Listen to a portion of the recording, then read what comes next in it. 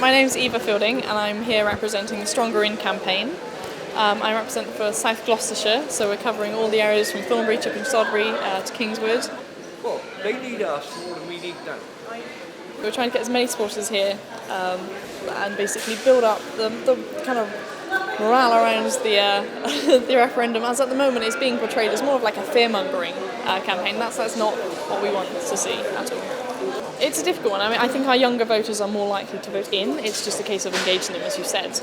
Where there's a lot of disengagement from the 2015 general election, we can see that. It took a lot to get students out to vote, and when they did, it was often a protest vote in their words alone. So we're hoping in this election we can tell them it's about their future. It's meant to be a positive campaign. It's to say, how do you want to shape your future, and please get involved because your voice matters.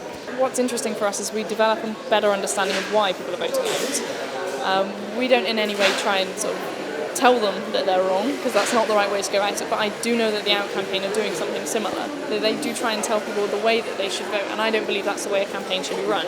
I think it should just be a way of giving more information to the public and allowing them to make a decision based on what they've got. I think it will be close. I think there's no underestimating how close this referendum is going to be. I do think the In campaign will tip it, and it will be sort of more like a 51 to 49 kind of vote, which is actually really scary for our country, because that means that actually just under half of the country didn't want that decision. And obviously in those circumstances, you know that there's a hell of a lot more people disappointed with the outcome, and we don't know what will happen after the referendum. If we do vote to leave, there'll be years of turbulence in our country, I think.